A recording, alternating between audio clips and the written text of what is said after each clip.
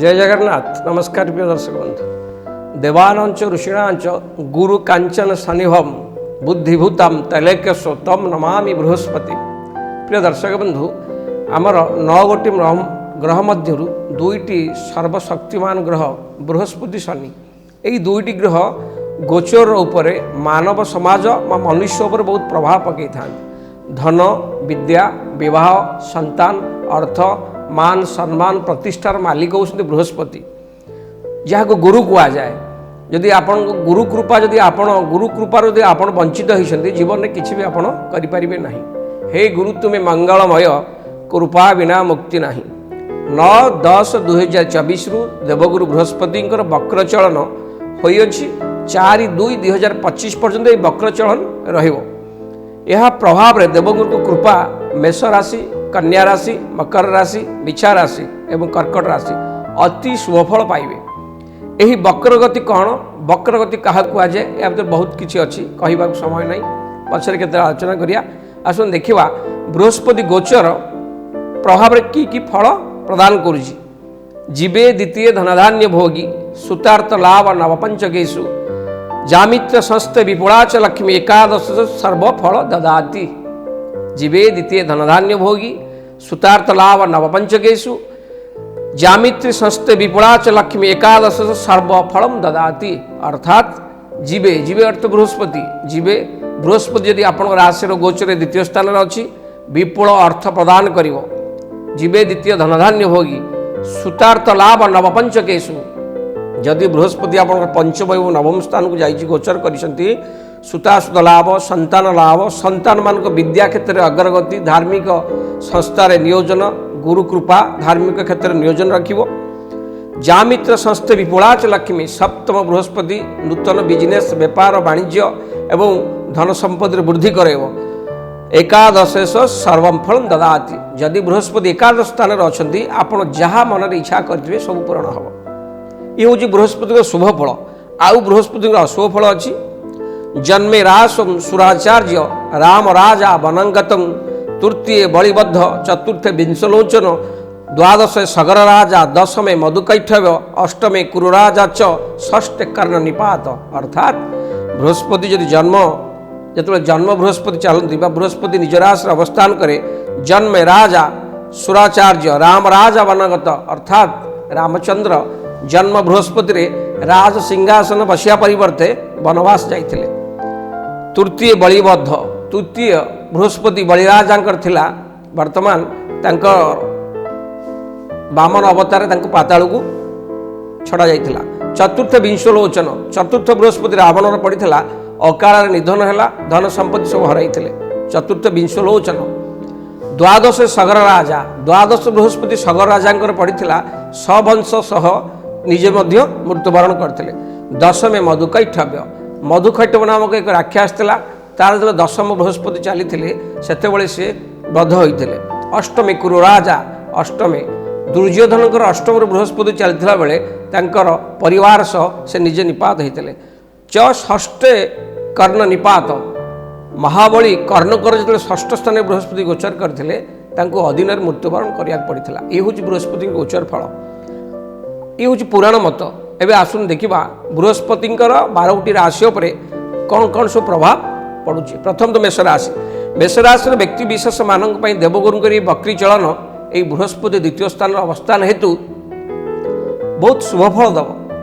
किंतु आपण रखिथिबा जमाधन किछि अर्थ खर्च हो पारे। यही अर्थ धर्म कार्य किंबा आपनकर संतान संतति मानक विवाह बा शुभ कार्य अर्थ व्यय हो पारे। जदि आपण काहाकू बा जदि आपण आगुरु चाकरी क्षेत्र पर इंटरव्यू देथिबे से सफलता हो नथिबो, एई बृहस्पति गोचर समय रे आपण कर्म क्षेत्र निश्चित नियोजन हेबे। धन दौलत रे बुद्धि पाइबो। आपण आगुरु काहाकू जदि पैसा धार उधार देथिबे से पैसा फेरी पाउ नथिबे, एई समय रे आपण से धन फेरी पाइबे। चाकरी क्षेत्र में प्रमोशन हेबो एवं दरमा मध्य वृद्धि निश्चय बढ़िबो। मेष राशि व्यक्ति विशेष जदि कमिशन व्यापार, शिक्षकता line, research line, export import क्षेत्र में बिजनेस करते आसान रूप लाभ पाइबे। बृहस्पति मेष राशि व्यक्ति विशेष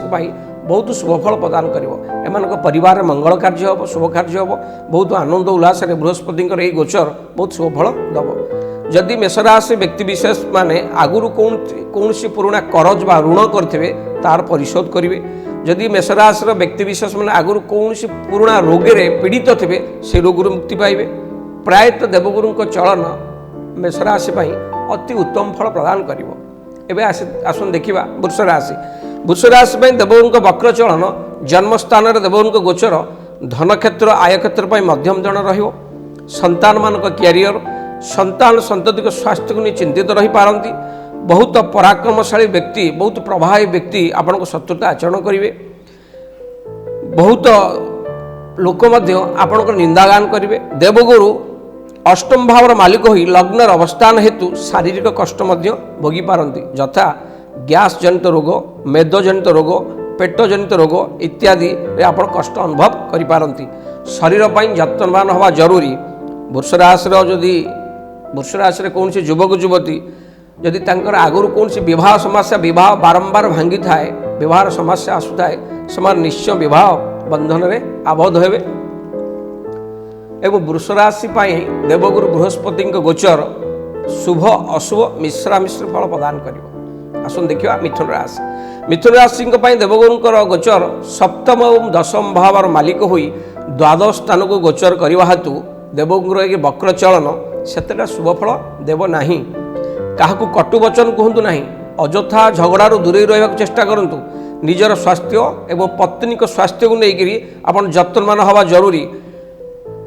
कार्य क्षेत्र बा कर्म क्षेत्र में दूर स्थान को यात्रा करी पारंती बा कौन आर्थिक कौन धार्मिक स्थान बा कौन मंदिर बा धार्मिक स्थान को आप भ्रमण कर जोग रही आय ठारू बेहर भाव बहुत बढ़ी पारे देखी जाए अर्थ खर्च करूँ मानसिक चिंता मनरे विव्रत देखा दे पारे पेट जनित रोग एवं बा मधुमेह रोगर किछि समस्या आपन को विव्रत करि पारे स्वामी स्त्री एवं गृहस्थ सुखरे किछि बाधा मध्य उपजी पारे माली मकदमा राजदंड भयर जोग अछि देवगुरु को यही वक्र चलन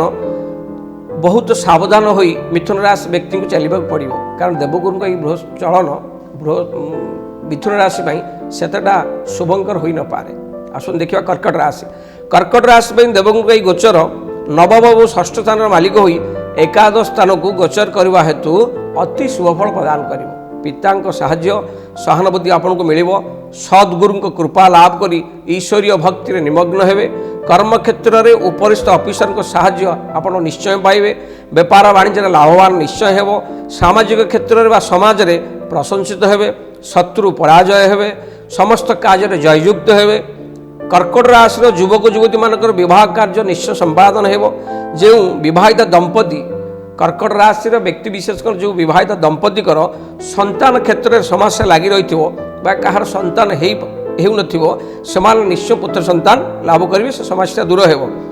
पुत्र एवं राज्याधिकारी सुख निश्चय प्राप्त हो कर्कट राशि व्यक्ति कर्कट राशि आवाल बुद्ध वनिता बृहस्पति गोचर वक्र चलन अति अमृत फल प्रदान कर बहुत भल फल पाइबे आसन देखा सिंह राशि व्यक्ति देवगुरुंकर यही वक्र चलन दशम स्थान को हेबारु सिंह राशि व्यक्ति विशेष माने बहुत परिश्रम करेंगे परिश्रम फल पाइबे पारिवारिक संपर्क भल रहिबो सिंह राशि व्यक्ति मानक सिंह राशि व्यक्ति विशेष माने जदि कौन राजनीतिक क्षेत्र में अच्छा से राजनीतिक क्षेत्र में विजय लाभ करेंगे राजनीति उच्च आसन पाइबे बहुत भल फल पाइबे एवं लाभवान हेबे कर्म क्षेत्र में राज्य स्तर में सम्मानित हेबे गृह जानवाहन जगह बा प्लट किणवार जोग अच्छी सिंह राशि विद्यार्थी माने जो माने मैनेजमेंट शिक्षा आईन यही सब पाठ पढ़ुवे से एकाग्रता निष्ठा रखी पाठ पढ़ले पूर्ण सफलता पाइबे समस्त सहित भल संपर्क रखा चेष्टा करी समस्त सहित भल संपर्क रखी चलने चेष्टा करूँ प्रायतः देवगुरुंकर यही वक्र चलन मध्यम फल प्रदान कर सिंह राशि व्यक्ति विशेष आसन देखा कन्या राशि देवगुरुंकर यही वक्र चलन गुरु चतुर्थ एवं सप्तम स्थान मालिक हो नवम स्थान को गोचर करने हेतु केन्द्र त्रिकोण राजयोग सृष्टि करुच्ची अति उत्तम सुंदर फल प्रदान करेंगे गृह मांगलिक कार्य हेब मांगलिक कार्य संपादन हेब नूतन व्यापार वाणिज्य बहुत लाभवान हे गुरुंकर यही गोचर बहुत अधिक दान धर्म आपन निमग्न रखिब ठाकुर पूजा ठाकुर विश्वासी भगवत प्रेमी पर उपकारी हेबे मन में संतोष लगी रगुरी पड़ी रही कार्य निश्चय संपादन हेब नूतन व्यापार आरंभ हेब कर्मक्षेत्र में बहुत शुभफल मिल प्रतिष्ठा मान सम्मान जश समाज सब लाभ करेंगे पुत्र संतान निश्चिंत प्राप्त हेब विशेषकर कन्या राशि नवदंपति जो मैंने नूतन विवाह होती संतान क्षेत्र में किसी असुविधा थी से आपड़ मुक्ति पाई निश्चय पुत्र संतान लाभ हेब प्रायतः कन्या राशि बृहस्पति गोचर अति शुभफल प्रदान कर असुविधा किसी ना आसन देखा तुला राशि व्यक्ति गुरुंर वक्र चलन से शुभफल देव ना मनर अशांति विव्रत देखादेव क्रोध को नियंत्रण सह आत्मा संयम होगा जरूरी कारण बृहस्पति गोचर से शुभफल दब ना तुला राशि व्यक्ति विशेष परिवार सदस्यों सहित मिसी आपण कौन धार्मिक अनुष्ठान को भ्रमण कर जोग अच्छी जीवन साथी स्वास्थ्य व स्त्री स्वास्थ्य प्रति सावधान होगा जरूरी स्त्री देह किसी खराब हो पारे शत्रु प्रादुर्भाव अधिक हे कर्मक्षेत्र में समस्या व्यापार वाणिज्य आशानुरूप लाभ होना थाना कोर्ट कचेरी द्वारस्थ हो पारती प्रायतः तुलाराशि व्यक्ति गुरुंर यही वक्र गोचर अति शुभफल दब ना शुभाशुभ मिश्र फल प्रदान कर आपण यही गुरु गोचर सतर्कता सहित चलवा जरूरी आसन देखा बिछा राशि व्यक्ति मान गुरुंर ये वक्र चलन सप्तम स्थान को गोचर करने हेतु विवाह जीवन अति आनंदमय हेब विवाह योग्य युवक युवती मानकर उपयुक्त पात्र सहित विवाह निश्चय हेब व्यापार वाणिज्य लाभवान हे जो मैंने पार्टनरशिप व्यापार वाणिज्य करुँच बहुत लाभवान हे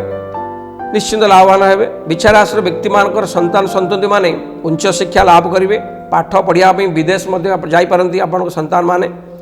व्यापार वाणिज्य आशा ठार अधिका लाभ हेब धन मान सम्मान उन्नति हेब किंतु आय को देखि व्यय करने चेष्टा करूँ प्रायतः बिछा राशि व्यक्ति को देवगुरुंर वक्र चलन अति शुभफल प्रदान कर धनुराशि व्यक्ति देवगुरुंर वक्र चलन से शुभफल प्रदान करिवो नाही मन चिंतित संयमता रक्षा करिया जरूरी अजथा दूरस्थान को काम नथिले अजथा दूरस्थान को यात्रा करंतु नहीं यात्रा लाभदायक हेब नहीं निजर लोक शत्रुता करिपारंती उन्नति रे बाधा छोट मोट जानवाहन दुर्घटना घटपारे मन में क्रोध चिड़चिड़ा आसब स्वास्थ्य अवनति घटव पेट रोग पीड़ित हो पारती करज बा ऋण करी कौन भूसंपत्ति क्रय करिपारंती बा घर फर तोली पारंती प्रायतः धनुराशि व्यक्ति को विशेषक यही देवगुरुंर वक्र चलन शुभ अशुभ मिश्र फल प्रदान कर आसन देखा मकर राशि देवगुरुंर यही गोचर अति शुभफल प्रदान कर पंचम स्थान गुरुंर यही वक्र चलन धन उपार्जन अधिका समय बिताइब मकर राशि वक्र बृहस्पति दान धर्म पूजा सहित संगीत प्रति आकर्षित करेंगे मकर राशि अविवाहिता युवक युवती मानकर विवाह बंधन से निश्चय आबद्ध हेबे जो विवाहित दंपति संतान सुख वंचित थे से निश्चिंत पुत्र संतान प्राप्त करेंगे मनोबल वृद्धि हेब निजर सह समाज मन मान सम्मान प्रतिष्ठा बढ़ व्यापार वाणिज्य लाभ निश्चिंत हेब किंतु आय को देखिए व्यय करेंगे मकर राशि व्यक्ति मानक गुरुंर वक्र चलन अति शुभफल प्रदान कर प्रायतः असुविधा किसी ना आसन देखा कुंभ राशि देवगुरुंर वक्र चलन मन में शांति एकाग्रता आण व्यापार वाणिज्य लाभवान हे आय भाव अति उत्तम रजर लोक साहाय्य सहानुभूति करेंगे धन दौलत जगह जानवाहन पूर्ण लाभवान हे माता बा मातृपक्षर बा ससुर घर किसी धन बा साहाय्य सहानुभूतिर सुजोग मिल पारे किंतु माता का स्वास्थ्य को नहीं चिंतित रही पारती धन आय क्षेत्र भल रही प्रायतः कुंभराशि व्यक्ति देवगुरुंर वक्र चलन शुभफल प्रदान कर असुविधा किसी ना आसन देखा कालपुरुष अंतिम राशि मीन राशि देवगुरुंर यही वक्र चलन अति शुभफल प्रदान कर समय दूर स्थान को सफल यात्रा करेंगे धन लाभ हेब अधिका बिजनेस आप मनोनिवेश करेंगे साहित्य कला क्षेत्र में प्रशंसित हे पुराणा बंधु सहयोग आप आगू को अग्रसर हे मान सम्मान पद प्रतिष्ठा मिल କର୍ମକ୍ଷେତ୍ରରେ ବହୁତ ଶୁଭଫଳ ପାଇବେ ମୀନରାଶି ବ୍ୟକ୍ତି ବିଶେଷ ମାନେ ନିଜର ବାହୁବଳରେ ବା ନିଜର କ୍ଷମତା ବଳରେ କର୍ମକ୍ଷେତ୍ରରେ ଅତି ପ୍ରଶଂସିତ ହେବେ। ଯେଉଁ ଯୁବକ ଯୁବତୀମାନଙ୍କର ବିବାହ ପ୍ରତିବନ୍ଧକ ଆଗରୁ ଥିବ ମୀନରାଶିର ଯୁବକ ଯୁବତୀମାନେ ନିଶ୍ଚୟ ବିବାହ ବନ୍ଧନରେ ଆବଦ୍ଧ ହେବେ। ସେସବୁ ବିବାହର ସମସ୍ୟା ଦୂର ହେବ। ମୀନରାଶି ପାଇଁ ଗୁରୁଙ୍କ ବକ୍ରଚଳନ ଅତି ଶୁଭଫଳ ପ୍ରଦାନ କରିବ। ପ୍ରିୟ ଦର୍ଶକ ବନ୍ଧୁ, ଗୁରୁ ଯାହାର ଆକାର ବହୁତ ବଡ଼, ଯିଏ ଆମକୁ ଅନ୍ଧାରରୁ ଆଲୋକ ଦେଖାଏ ତାକୁ ଗୁରୁ କୁହାଯାଏ। ଯଦି ଗୁରୁଙ୍କ କୃପା ଆମ ମାନବ ସମାଜ ବା ଆମ ଉପରେ ନ ପଡ଼ିବ ତାହେଲେ ଆମେ କୌଣସି କାର୍ଯ୍ୟରେ ଆମେ ସକ୍ସେସ୍ ହେଇପାରିବା ନାହିଁ। ଗୋଟେ ଶ୍ଳୋକ ଅଛି, ବରାହବୀର କହିଛନ୍ତି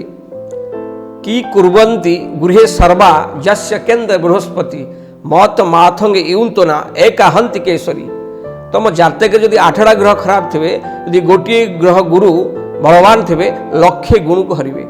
ଗୁରୁ ଆମ ଜୀବନର ଏକ ମହତ୍ୱପୂର୍ଣ୍ଣ ଅଙ୍ଗ। ହେ ଗୁରୁ ତୁମେ ମଙ୍ଗଳମୟ, କୃପା ବିନା ମୁକ୍ତି ନାହିଁ। ତେଣୁ ବୃହସ୍ପତିଙ୍କ ଆଶୀର୍ବାଦ ଆମ ଜାତକ ପାଇଁ ଜରୁରୀ। ଯେଉଁମାନଙ୍କର ବୃହସ୍ପତି ଗୋଚରରେ ଅଶୁଭ ଫଳ ପ୍ରଦାନ କରୁଛନ୍ତି ସେମାନଙ୍କ ପାଇଁ ଗୋଟେ ପ୍ରତିକାର 3-4ଟି ମୁଁ କହୁଛି, ସେମାନେ କରନ୍ତୁ। ଏଇ ବୃହସ୍ପତିର ବକ୍ରଚଳନର ଅଶୁଭ ପ୍ରଭାବ ଆପଣଙ୍କ ଉପରେ ସେତେଟା ପଡ଼ିବ ନାହିଁ। ପ୍ରିୟ ଦର୍ଶକ ବନ୍ଧୁ, ଆପଣ ପ୍ରତ୍ୟେକ ଦିନ ଉଠି ଆପଣ ବାପା ମାଆଙ୍କୁ ପ୍ରଣାମ କରନ୍ତୁ ପାଦ ଛୁଇଁ, ଏବଂ ପ୍ରତିଦିନ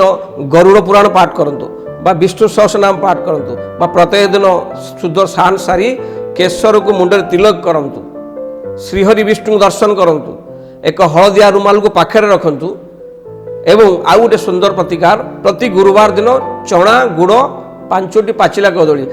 କଦଳୀ ଚୋପା ଲାଗିଥିବ, ଚଣା ଗୁଡ଼ 5ଟି ପାଚିଲା କଦଳୀ ଗୋମାତାକୁ ଖାଇବାକୁ ଦିଅନ୍ତୁ। ଦେଖିବେ ବୃହସ୍ପତିଙ୍କ ଆଶୀର୍ବାଦ ଆପଣ ନିଶ୍ଚୟ ପାଇବେ, ଅସୁବିଧା କିଛି ନାହିଁ। ପ୍ରିୟ ଦର୍ଶକ ବନ୍ଧୁ, এই ଯେଉଁ ବୃହସ୍ପତି ଚଳନ ହେଉଛି ଆମ ମାନବ ସମାଜ ମନୁଷ୍ୟଙ୍କ ଉପରେ ଯେଉଁ ପ୍ରଭାବ ପଡ଼ୁଛି ତାର ଇଏ ହେଉଛି, ଯଦି ଆପଣଙ୍କର ଅଶୁଭ ଅଛନ୍ତି ବୃହସ୍ପତି ଗୋଚରରେ ଆପଣ ଏଇ ପ୍ରତିକାର କରନ୍ତୁ, ନିଶ୍ଚୟ ଫଳବତୀ ହେବେ, ଅସୁବିଧା କିଛି ନାହିଁ। ରହିଲି, ନମସ୍କାର।